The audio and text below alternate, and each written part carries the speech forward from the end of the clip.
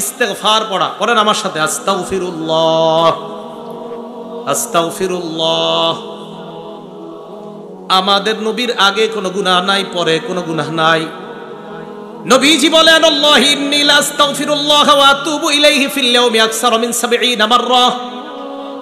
আল্লাহর নবী বলেন, যেই নবীর আগে পরে কোনো গুনাহ নাই, এই নবী কয় আমি প্রতিদিন আল্লাহর দরবারে ৭০ বারের বেশি আস্তাগফিরুল্লাহ এবং তওবা করি।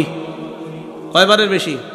আপনাদের সুবহানাল্লাহর মিটারে বোঝা গেছে হুজুরের চেয়ে গুনাহ আমগো কম, বুঝছেন তাই? নবী সাল্লাল্লাহু আলাইহি সাল্লাম প্রতিদিন কয়বারের বেশি তওবা করে আল্লাহর কাছে? তাহলে আমাদের কি পরিমাণ তওবা করা দরকার, কি পরিমাণ ইস্তেগফার পাঠ করা দরকার? হ্যাঁ, 500 বার নিয়মিত। রাজি আছেন ইনশাআল্লাহ? কয়বার? 500 বার পড়তে 5 মিনিটও লাগবে না, কিন্তু পড়বেন না।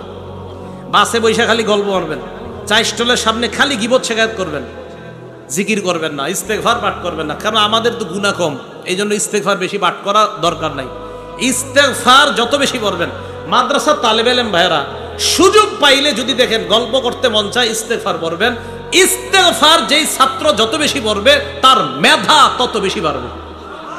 কারণ ইস্তেগফার যে যত বেশি পড়ে তার গুনাহ তত বেশি ঝরে। ইস্তেগফার যে যত বেশি পড়ে তার গুনাহ তত বেশি ঝরে। যার গুনাহ যত বেশি ঝরে যায় তার মেধা তত বেশি বেড়ে যায়। কথা মনে রাখবেন, ইস্তেগফার যে যত বেশি পড়ে তার গুনাহ তত বেশি ঝরে।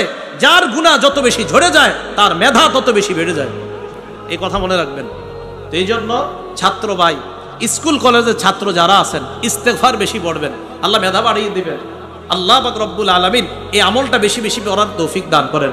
সূরা আলী ইমরান আয়াত নাম্বার 135 নম্বর আয়াত আল্লাহ বলেন, ওয়াল্লাযীনা ইযা ফাআলু ফাহিশা আও যালামু আনফুসাহুম যাকারুল্লাহ।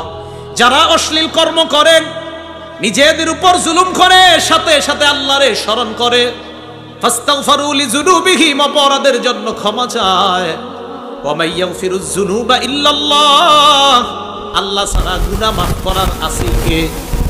আল্লাহ বলেন, উলাইকা জাযাউহুম মাগফিরাতুম মির রাব্বিহিম, যারা অপরাধ করার পর আমার দরবারে ইস্তেগফার পাঠ করে ক্ষমা চায়, আমি রবের পক্ষ থেকে তাদের জন্য ক্ষমার ঘোষণা করে দিলাম।